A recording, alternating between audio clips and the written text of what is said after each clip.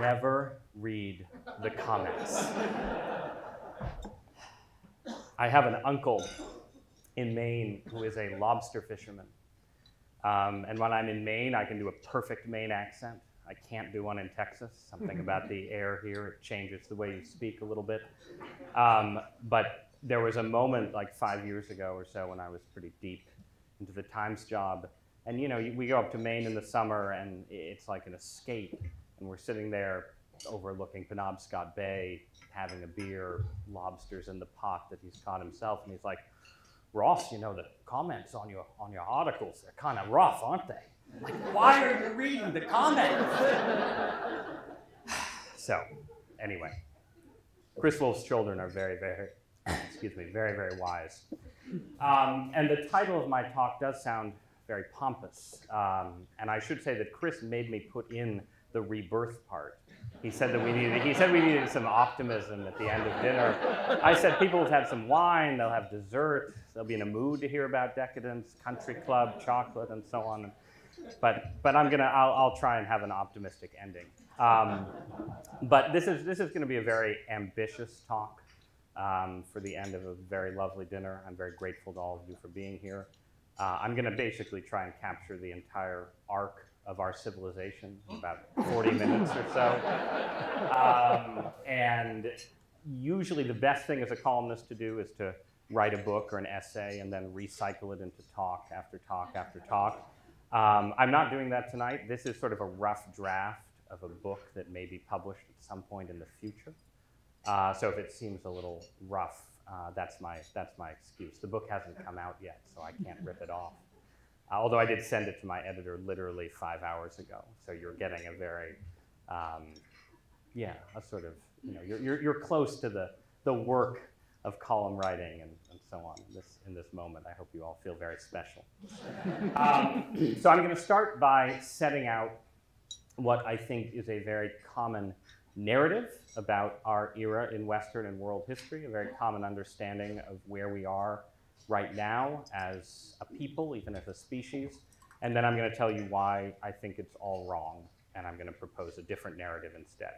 And we'll see if you guys are persuaded.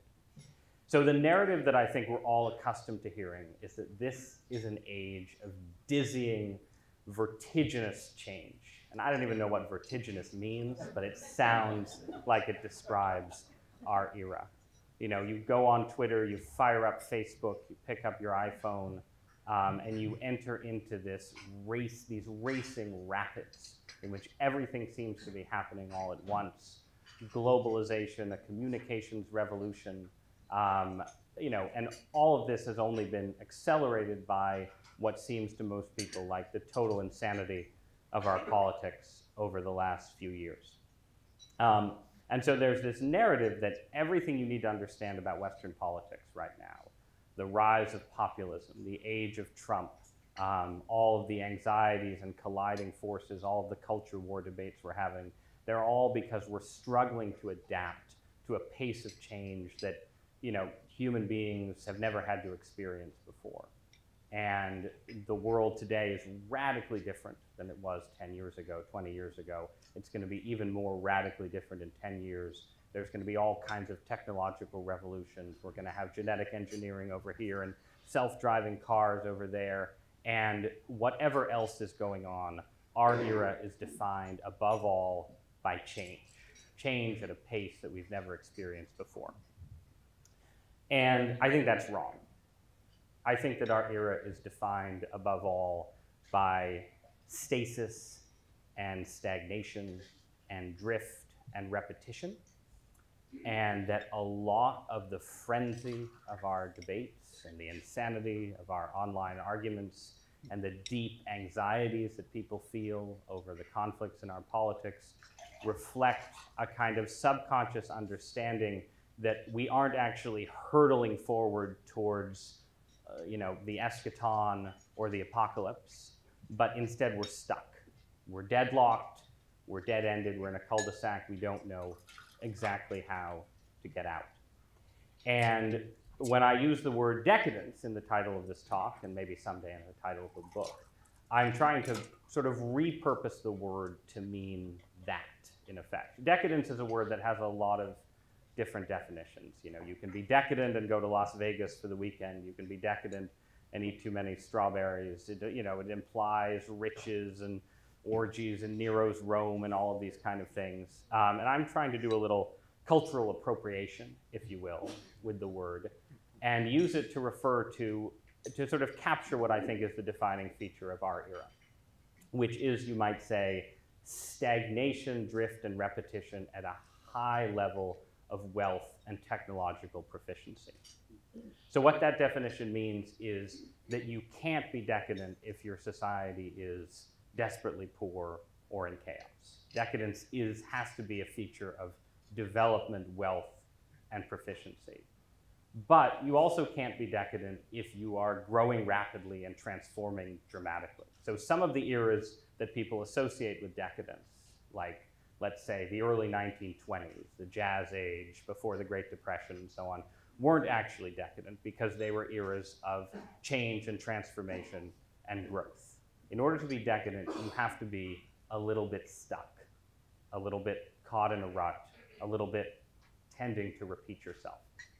So what's the case, then, that we are actually decadent?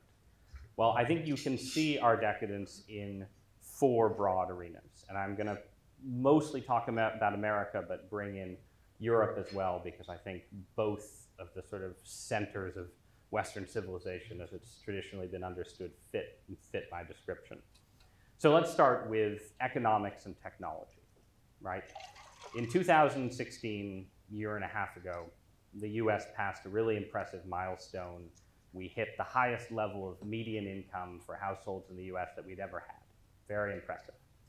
It becomes a little less impressive when you realize that we had previously hit that high 18 years ago in 1999, and that basically we had spent the whole period of the early 2000s into the 2010s going down and then back up a little bit and then way down and coming back up, and finally, over the last couple of years, hitting growth that technically exceeds where we were 20 years ago.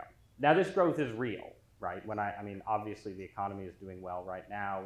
We're at a peak in the business cycle. The unemployment rate is impressively low. But if you look at the overall arc of Western economic history in Europe and the United States, going back to the late 1960s, from about 1970 on, it's a story of deceleration, disappointment, and relative to how things had gone, especially in the past 30 years, but even going back into the 19th century and the Industrial Revolution, an era of relative disappointment.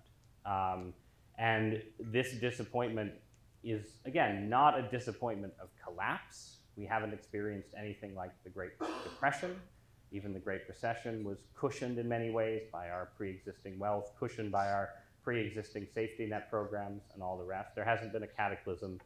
But if you look at the economic experience of most Americans and most Westerners, it's an experience of getting maybe a little bit ahead relative to where your family or your parents would have been in the 60s or 70s. But seeing a lot of whatever of that getting ahead you achieved eaten up by higher costs of living in certain areas, costs of education, costs of childcare, costs of real estate, and so on.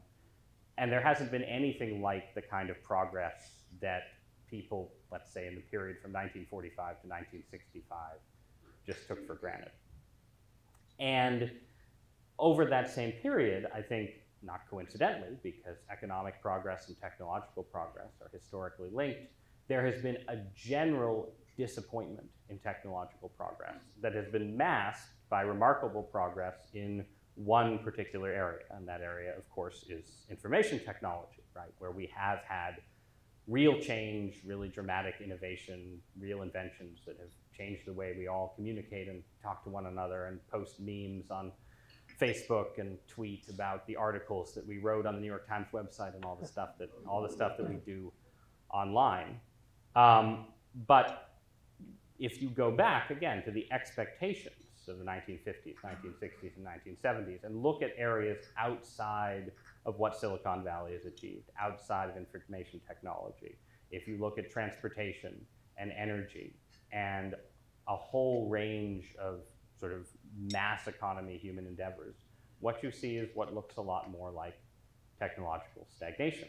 If you go back to 1969, and to take sort of, in certain ways, the most obvious example, and an example that's so obvious that we don't even think about it, right? 1969, 50 years ago, was the moon landing, right? It was the space age. Remember the space age? We're in Texas, you should, right? And if you go back and read about the space age, if you read a book like, I would recommend The Heavens and the Earth by a history professor named Walter McDougall, which is a great history of the space program and the space race and so on. If you look at the predictions that people made about what was going to happen after the moon landing, what we were going to do in space, the moon bases and the space elevators and the march to Mars and everything else, and then you look at what actually happened from the end of the Apollo program through the Challenger disaster, through the last mass spaceflight event that everyone experienced was the retirement of the space shuttle when it was flown across the US, and everybody looked up and said, wow, isn't that amazing? Remember when we had a space shuttle? And everybody was impressed with it. And of course, there's still been research and development, and we have Silicon Valley billionaires trying to go into space. It's not that the idea of space has completely disappeared, but relative to the expectations of the 60s, the actual performance in that sort of culturally central area has been, I think, totally disappointing. And you can pluck a variety of examples of this. I think you see this in areas where, again, people sort of think of there being incredible changes because there is a lot of incredible research being done. There's a lot of sort of discoveries being made, decoding the human genome and all the rest. But then if you look at how that translates into cures for cancer, cures for Alzheimer's, and all of these things, and compare it to the level of progress in fighting disease that people experienced in the late 19th and early 20th century, there's no comparison. Whatever progress we've achieved has been progress in particular areas for sort of conditions that affect a small number of people. There's nothing comparable to just the revolution that took place with the development of antibiotics, for instance. There's no experience of, for instance, radical life extension to match the confident predictions of 50 years ago, or even the optimism of certain Silicon Valley investors today. And you can go down that list, and I think what you see, again, is it's not sort of collapse and decay, but it is deceleration. And it's not clear whether it's deceleration because we're failing to make discoveries that we could make, or whether it's because we've sort of hit an area in the intersection of science and technology where we can make a lot of new discoveries without them necessarily translating into revolutions in the way we live, right? Like if you look at the self-driving car project, for instance, that takes incredible technological proficiency to just develop self-driving cars to the point that we've developed them today. So in that sense, maybe we aren't stagnating as sort of technologists. Maybe we're just hitting incredibly hard problems, which is that no matter how technologically proficient you get, it's almost impossible to come up with a self-driving car that can work in rain and snow, which seems to be the big problem right now, that you can get to a point where maybe in 10 years we'll have self-driving cars, but you'll have to take them over as soon as it starts to sleet a little bit. And again, that's an impressive achievement, but it's nothing like the achievement that the internal combustion engine established in the first place. And also, it's a kind of achievement that might end up being a kind of, you might say, defensive. Tyler Cowen, who's an economist at George Mason, talks about this a lot. Defensive innovation, right? We're basically innovating in order to make our society stay the same.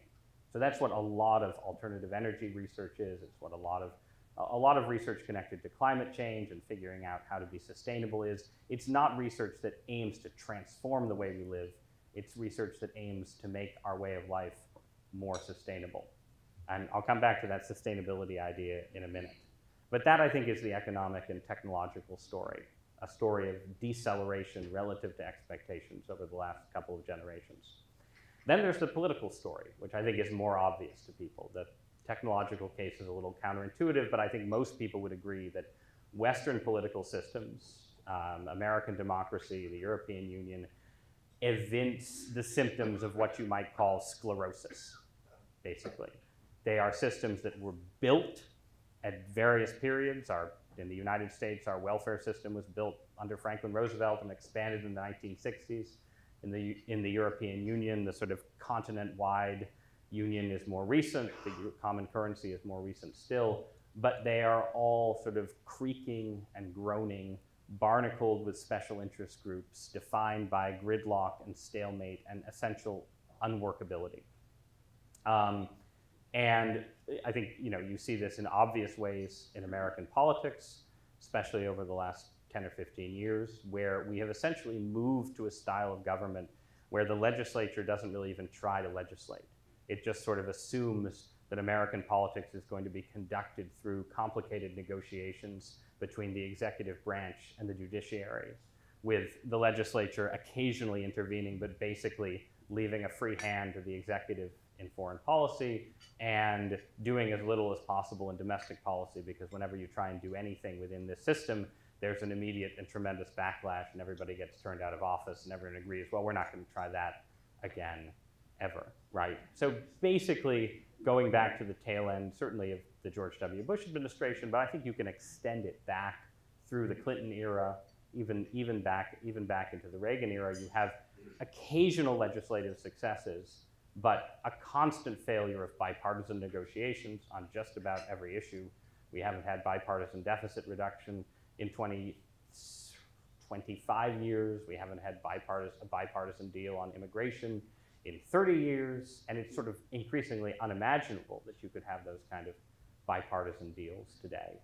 And there's a lot of argument and controversy, obviously, between left and right over who's really to blame for this. And there are, liberal stories about how it's the extremism of the Republican Party, and conservative stories about how it's sort of the nature of the welfare state, that when it gets so big and so bloated, nobody can sort of master it, and there's so many interest groups and so many forces invested in it that you just can't change it. And I think the reality is it's simply overdetermined, right? We're a society that has had institutions in place that were built in a much less politically complicated era, that over time have accumulated clients, accumulated incentives, have basically given every American an investment in the status quo that makes changes to the status quo incredibly difficult. And then that has been sort of layered together with a polarized political environment defined by new sets of incentives established in part, as Chris said, by the mass media, incentives established by the parties themselves, incentives established by widening ideological and even theological differences between Americans that have made it harder and harder to imagine anything getting done. And I think, again, in different ways with different controversies, you can see the same thing in Western Europe, where you have a European political system that's basically caught in between two plausible models. You could imagine a world where the European Union was actually a union and actually a federal system and actually had a central government, and it could theoretically work that way. Or you could imagine a world where the European Union had remained as it was conceived of initially, which was basically just a common market with real national sovereignty for the partners. But instead, the EU has gotten stuck in the middle.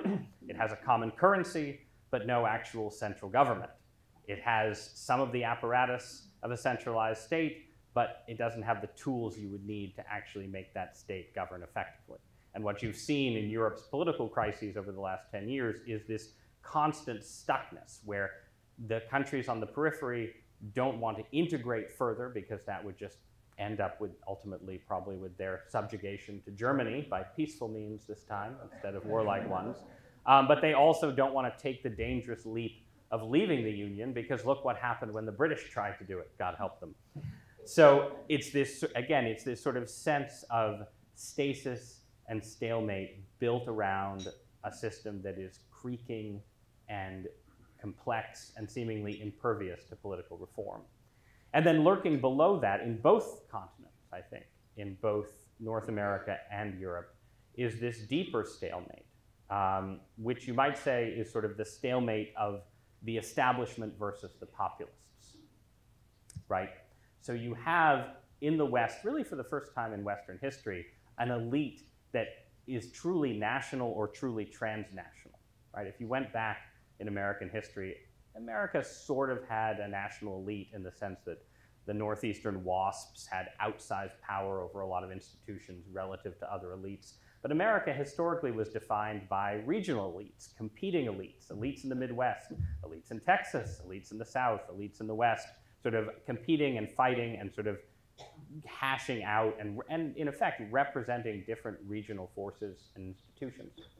And today, that isn't what happens. Instead, we have an elite that's forged in a very similar set of national universities, that clusters in a very similar set of neighborhoods in a narrow group of incredibly rich cities that only get richer whenever Amazon decides it's time to set up a new headquarters. And that elite has much more in common, the piece of the elite that's in New York has much more in common with the piece of the elite that's in San Francisco than either of them has in common with North Dakota or West Texas or Eastern Tennessee. And the same obtains in Europe, and there are strong overlaps between the European and American national elites. And what these elites are really good at is, in effect, co-opting and recruiting a lot of the people who in a different era would be the leaders of an opposition, right? The secret of meritocracy is not that it actually selects necessarily the best and the brightest in every case, but that the meritocratic system goes around the country and says, oh, you're a smart kid in North Dakota, come to Harvard and join us. And so that kid in North Dakota, instead of becoming the leader of whatever regional force might have existed in North Dakota, enters the elite, becomes one with the elite, if you will. And the elite effectively cuts off the people who would have been local elites, local power brokers, and sort of, with, of course, the exception of all the people in this room, and invites them to ascend and leave their localities behind. And so at a certain point, when the elite, that ascendant elite becomes sufficiently disconnected from the people that it's trying to rule, you get populist rebellions. But those rebellions have a tough time finding their own elite. Even populists need an elite. Even populists need expertise. Even populists need serious people who can figure out, what you're going to do once the populist revolution takes power. And again in the West, especially over the last 5 or 10 years, you've seen populist rebellions that have taken power and then basically said, well, we don't know what we're doing now, because we haven't successfully co-opted enough of the elite or created our own elite to enable us to govern. And that is, in certain ways, a big part of the story of the Trump administration, many of its struggles, that Trump himself sort of got out ahead and didn't have an actual populist bench or team to bring into power with him to implement whatever Trumpism was supposed to be. It's what you see in a different way happening in Great Britain, where you could have this Brexit rebellion where the next day they wake up and say, well, who's going to implement this? Well, I guess we'll ask Theresa May, even though she was against Brexit. And nobody has been able to figure out how to do anything in British politics ever since. And you see it in France right now, where you have this incredibly potent populist surge, the Gilets jaunes, who have no leaders whatsoever, no coherent agenda, just often reasonable discontents with the ruling class, but no means to actually take power and exercise it effectively. So that, I think, is the deeper stalemate of our era. It's between an establishment that has lost credibility, that has lost the trust of a large portion of the population, and a kind of populist revolt that doesn't know how to hold the reins of power and how to execute on an agenda, and doesn't really even know what its agenda is. So that I think is the political stalemate. So economics, technology, politics, and then lurking under this, you have something, I know a few of you were very kind enough to come to my Cottonwood lecture here in Dallas about a year ago, where I talked a lot about demographics and the weight of demographics and the importance of declining birth rates to understanding Western politics. And this, I think, is a central element in understanding why it makes sense to think of Western society as decadent. Because Western society is getting older. It's getting older at a very rapid clip. In the United States, since the Great Recession, our birth rate has fallen down into dramatically below replacement level, which hadn't happened before. For a long time, the US seemed to be an outlier relative to Western Europe in terms of low birth rates, and we're an outlier no longer. And so all across the Western world, you have societies that aren't having enough children to reproduce themselves. And if nothing else, this has two effects. One, it acts as a kind of continued drag on economic growth. It acts as a force for stratification, in part, because as people have smaller families, large fortunes are less likely to get divided up among multiple heirs, and societies with fewer children actually quickly become more stratified because rich people reproduce their wealth from generation to generation more successfully. But more than that, an aging society is just a cautious, risk-averse society generally. Again, meaning no respect to the, the dynamic innovators over 80 in this room, of which I'm sure there are a few. But in general, for understandable reasons, I don't intend to be a dynamic innovator when I'm 80. As a society gets older, it gets more cautious and risk-averse and less entrepreneurial and less dynamic. And so you have a sort of literal drag on economic growth as more people retire and fewer workers are there to pay for their benefits and so on. But then you have a kind of intellectual, ideological drag on entrepreneurship and activity, and also on political change itself, right? Where younger societies are just more likely to be risk-taking societies. They're more likely to be societies that are willing to change policy dramatically because people aren't as invested in the status quo. And so that, I think, is sort of a deep force underlying both economic stagnation and political sclerosis, that a deep force preventing entrepreneurship and innovation and also dramatic political change. And of course, all these things work together in various ways. An aging society is a society that's less likely to spend more money on families and young people because people are older and don't see as much of a point in investing that way. And it's a society that it's less likely to make political changes that would create a more positive climate for entrepreneurship and so on. So there's a kind of entanglement of the forces that I'm describing as decadent that makes everything hard to solve. And then finally, I just want to say something about culture, because I think one of the things that is connected to demographics here is that in certain ways, we are all prisoners, cultural prisoners of the baby boom generation in the Western world. And I don't mean this necessarily as a criticism of the baby boomers. I think it's a conservative cliche to accuse the baby boomers of having destroyed Western civilization in various ways. And really, I kind of blame the baby boomers' parents, because I think the story of the 60s and 70s is a story of a very large generation coming into its prime and doing what young people do and pushing hard against established institutions and discovering that those institutions didn't want to push back anymore. And that in fact, in a healthy society, you would want young people doing some of the kind of pushing that people did in the 60s and 70s, but you would want them to meet more resistance, and out of that resistance, you would get a kind of dialectic that leads to creativity and dynamism and so on. But instead, nobody pushed back. The baby boomers overthrew the old order and then didn't really know culturally where to go from there. And that's how we've ended up stuck in a kind of ideological, intellectual, and even pop cultural age of repetition, where, to give one example from the world of religion, the debates within Western Christianity have barely changed since 1972. Like, I just wrote a book about the Holy Father, Pope Francis, and I've been engaged in interesting arguments about the future of Catholicism over the last couple of years. And one of the depressing things about those interesting arguments is how similar they are to the arguments that Catholics were having 40 or 50 years ago. That Pope Francis, the great reformer, in opening up debate within the Catholic Church, has just brought us back to the same liberal versus conservative theological deadlocks of 1975. And I think you see that to some extent in debates within Protestantism as well. That if you look at sort of the new left-wing evangelicalism clashing with conservative evangelicalism, it's again basically back where people were when Jimmy Carter was president. There's no sense of advance. There's no sense of like, well, we finally can resolve those debates from 40 or 50 years ago and move forward to the next set of debates. I think that's a good example of sort of intellectual stalemate that's particularly evident in religion. But then, I mean, even look at the movies, right?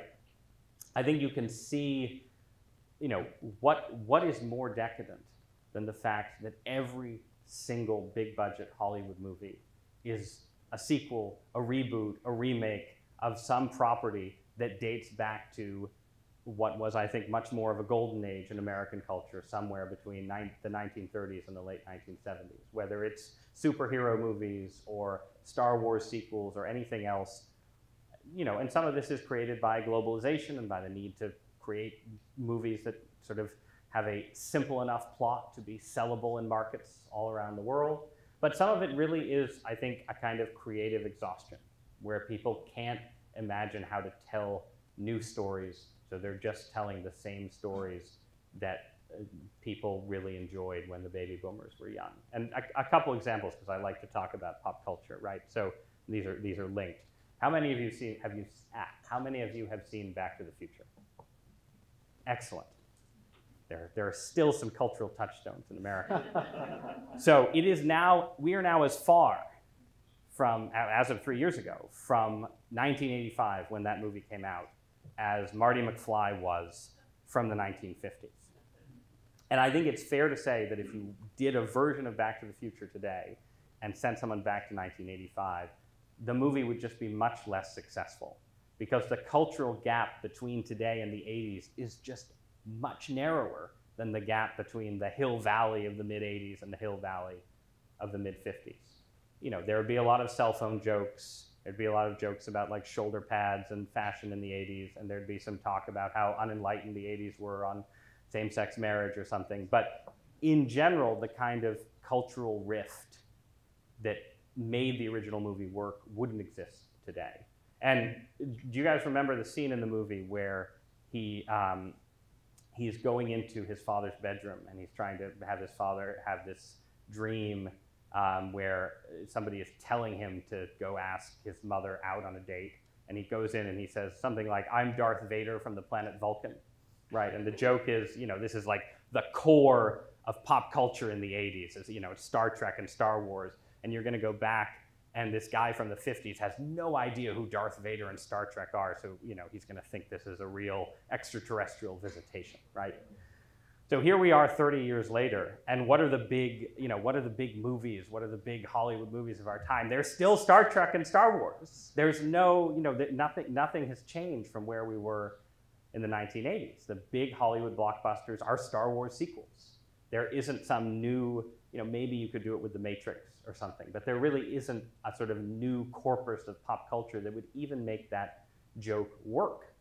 And Star Wars itself, I think, it's sort of a pop culture distillation of what I mean by decadence. So Star Wars is not an original movie, right?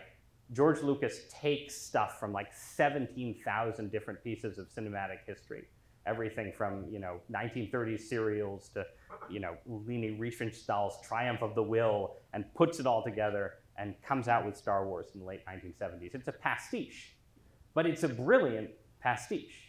I will defend the artistry of the original Star Wars to the death, and we can meet outside afterward if you disagree. But today, and Lucas, to his credit, when he sets out to make the sequels, he still wants to be creative, right? The Star Wars, the prequels, I mean, not the sequels, the prequels from the late 90s and early 2000s, they want to be creative. They're just terrible. But they're trying. He's trying to do something new, and it just falls flat. He can't do it. It's deadly dull and boring, and everybody hates it. And so what do they do after that? They're like, all right, well, we're just going to remake the classics. Like if you watch The Force Awakens and then you watch the original Star Wars, they're the same movie. It's the same exact movie, yeah, with a few differences. And basically what we're doing now with Star Wars, the original Star Wars was a novel pastiche of classical cinema. The new Star Wars are just pastiches of the pastiche. It's just repeating the same beats and the same storylines over and over again. And that, as much as the economics and the technology and the demography and all the rest, that is decadence. So, did I promise some optimism? Yes. So, let me offer two kinds of optimism. One that may not strike you as optimistic, and then a little actual optimism at the end. So, when people hear the word decadence, they tend to think a collapse is coming, right? It's like, all right, you're decadent, Rome is decadent, and the barbarians are coming over the frontiers. An empire is decadent, it's stagnant, it's repeating itself, and this is going to be the moment when it falls. But in fact, if you look at history, it's much more complicated than that. Empires can fall at the height of their creativity and power if they just happen to encounter a rival who's more powerful than they are. And societies can also be decadent for a long, long time without collapsing. And I'd say something about sustainability earlier. I think there are ways in which our society might be sustainably decadent. Meaning that the collapse that a lot of people foresee coming, that a lot of people in the Trump era think is coming, it might actually be substantially delayed, like 50 years or 100 years or 200 years or even more than that. And there are a few reasons to think this. One, a lot of them are sort of implicit in the discussion I've offered you already. The fact that we're an aging society, the fact that we have a society with fewer and fewer young people relative to how many old people we have, makes society less risk-averse and less vulnerable to sudden upheavals and convulsions. The fact that a lot of our rival civilizations around the world seem to be converging with us in decadence, the fact that birth rates are falling almost everywhere, the fact that our culture is sort of the mass pop culture of the world, the fact that there isn't some obvious impressive model for governance somewhere out there that everyone's saying, oh, well, if only America could be more like, Venezuela, then everything would be better, right? And to the extent that there is such a model, maybe it's China. There are people who will say, oh, well, if we just, had a one-party dictatorship that was kind of meritocratic, maybe that would get rid of all our political gridlock. But even China right now seems to be tending back into a sort of depressing totalitarianism. And the idea that it is sort of a model that's destined to overthrow the Western order seems to me to be somewhat unlikely. So I think you can tell a story about the future where the rest of the world converges with us, but doesn't necessarily pass us, where stagnation becomes a global phenomenon, and where people are kind of okay with it because the one area where we have invented stuff is an area that keeps us really, really entertained, right? I mean, where have we made progress? We've made progress in creating virtual realities. We can't get to Mars, but we can make a pretty good video game about going to Mars, right? We don't go into space anymore, but if you watch Alfonso Cuarón's movie Gravity, it's like you're in space. It's basically the next best thing. And that technological proficiency, I think, then, it creates a world that sort of takes the edge off people's tendency to disrupt and overthrow, right? I mean, let me give you a kind of coarse and disgusting example. In the 1980s, there was an assumption that the rise of hardcore pornography as a cultural force was necessarily going to lead to ever higher rates of rape and sexual assault and violence. That men who consumed hardcore pornography were going to all turn into Ted Bundys, and this was going to be just sort of a defining feature of a society that allowed pornography to dominate, as our society appeared to be about to do. Well, that was before the internet. The internet came along, and then even the mild attempts to restrain pornography disappeared. But the sort of apocalypse of sexual violence didn't come. Instead, rates of rape and sexual assault actually fell as the internet spread into every nook and cranny of our lives. And a similar thing happened with violent video games, right? If you remember the era of, bipartisan anxiety, not just conservatives, but Tipper Gore talking about misogyny and music lyrics and violent video games, there was an assumption there too that all this performative violence would lead to more violence in the streets, would lead to more chaos and disorder. And that didn't happen either. Instead, there seemed to be a sense in which all of these virtual forms of violence, these virtual forms of sex, basically became substitutes for the real world thing, which meant that in certain ways we've entered into a, not extreme, but mild version of the world that Aldous Huxley sketched almost 100 years ago now in Brave New World, right? Where people have technological substitutes for the kind of things that used to send them into the street to protest. or the kind of things that used to encourage them to commit acts of violence and terrible things. And that means that there is, in a sense, a kind of virtual reality has a numbing effect on society. It may reduce the, let's say, especially young male tendencies to smash things up and create disorder, and may therefore have a kind of permanently or semi-permanently stabilizing effect even on a society in which people are kind of discontented. And I think this applies even to politics, right? I think one of the obvious counter-arguments to my case for stagnation is, look how crazy our politics are right now. How can you say we're stagnant? And our politics are really crazy on Twitter, right? Like if you go on Twitter, it's the 1930s, right? It's like street fights, it's brown shirts and communists, or it's the 1960s. It's the days of rage every day on Twitter in the comments that I don't read. But in the real world, I mean, you get sort of these moments of crazy political violence by mentally ill people, but you don't have the weathermen.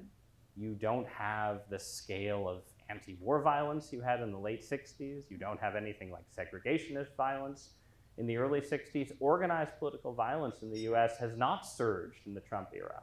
Campus protests have not surged in the Trump era. I live in New Haven, Connecticut, and Yale's pretty peaceful. It's pretty quiet. It's kind of boring.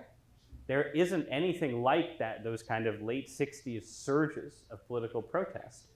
And it seems to me that there are ways in which it might be that the derangement of our politics online and even on cable news is, well, let me put it this way. It's not a coincidence that the two most popular things on the internet are pornography and political polemics. In certain ways, my people are in the same business as the pornographers. We're giving people this like fix, this sense of this full body sensation, let's say, and then it passes and it's gone and you move on and live your life. And if that's the case, then it might be that what seems like 1930s style political disorder when you fire up Twitter is in fact a substitute for the kind of real world disorder that could actually lead to dramatic political instability, dramatic political change. So that's a very brief case for the possible sustainability of our stagnation. The fact that we could be stuck in this place and go on being stuck and rich and comfortable and dissatisfied and alienated and a little bored with rising suicide rates and lots of other expressions of anomie without it ever reaching a point, or at least in the near future, of catastrophic and dramatic change. And that's sort of a depressing story, still being depressing. But it's also good news in a sense, right? Because there's nothing more decadent in certain ways than complaining about decadence, right? It's something you can only do when crime is low, the mail is being delivered, society is pretty peaceful, it's pretty rich. Like there are worse things than sustainable decadence. And you don't, speaking as a critic of decadence, you don't want to get in a place where you're like, decadence is so terrible, I wish we'd just have 17 terrorist attacks tomorrow and martial law and have things get really exciting. You don't want to get in that position.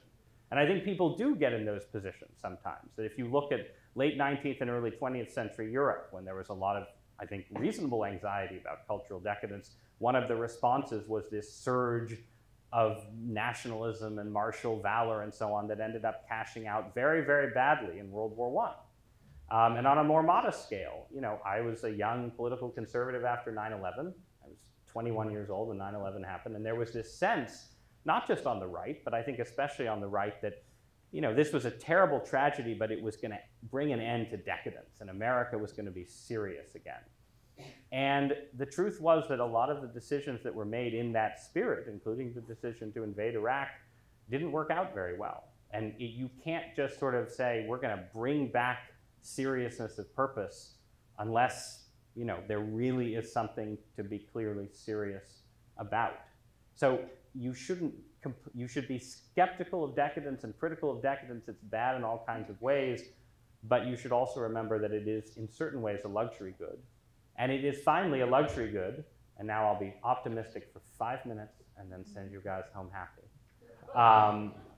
It's a luxury that allows the possibility that you could have a rebirth, a renaissance, a renewal without having to go through the messy business of an intervening dark age. As long as decadence endures, you can imagine renewal that doesn't require going through the barbarian invasions first. And I think you can imagine lots of different sources of renewal. It's hard for me to see in the short term how they would be transformative, but it's very easy to imagine them, and as long as it's possible to imagine them, it's possible for them to happen. And one obvious one would be a new age of technological innovation.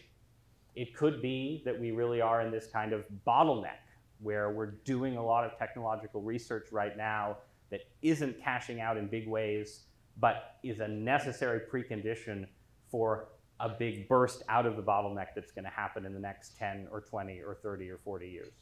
It's entirely possible that the space race between Elon Musk and Jeff Bezos is actually going to get human beings to Mars.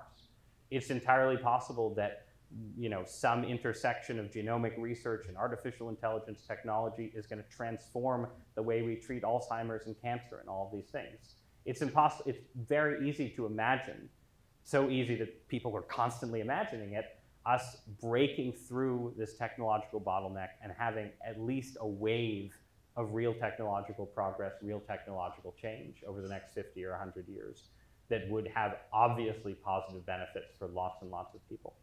It's also possible to imagine political renewal. And I think this could take a lot of different forms. I know you guys had Patrick Deneen here earlier talking about, I think the way he frames the crisis of liberalism fits pretty well into my description of decadence.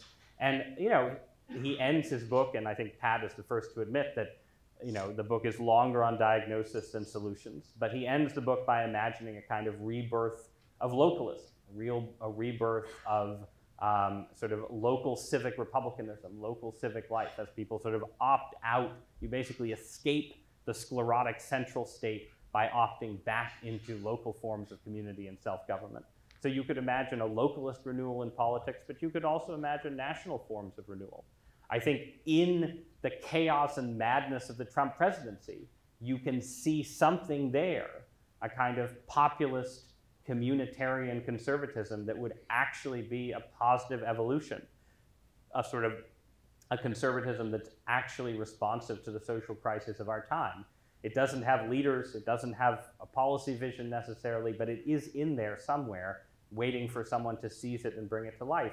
And even something, the big news in politics today was that the Green New Deal came out. Maybe some of you saw this. This is the proposal from some of the new extremely liberal Democratic congressmen and senators for a dramatic transformation of the American economy, allegedly to fight climate change, but mostly to fulfill a lot of long-held liberal goals. And if you read the text of the Green New Deal, people, including liberals on my Twitter feed, were making fun of it all day, and there's a lot of nonsense in it and a lot of stuff that would be dangerous if implemented. But I think even something like that is actually a positive sign for our politics, because ambition feeds ambition. You want a politics in which people on both the left and the right are thinking big and thinking transformationally again. And the right is better if it responds to a left that's thinking that way, and the left is better if it responds to the right that's thinking that way. So again, even though we're a long way from having something there that would be worth implementing, the fact of that conversation, even from people who disagree with it, is something that could be seen as hopeful, as a sign of renewed ambition and seriousness. So technology, politics, and then religion, right? I mean, if you go back to moments in human history when decadent societies have renewed themselves, it's often been a renewal that has happened that has started at a spiritual level. And obviously, as a Christian, I would prefer that renewal start within, what remains of American Christianity in its weakened and compromised forms. But you could also imagine it happening from something new or some fusion of different religious tendencies. But I think that you can see there is one of the many features of decadence is the fact that the world picture that dominates our society just is basically incoherent, and everybody knows it, right? If the world picture of the American elite is some weird mix of residual Christianity over here, pious, human rights-oriented liberalism over here, and hard Darwinian materialism over here that says the universe is a cold, unfeeling place and we're all just atoms colliding together.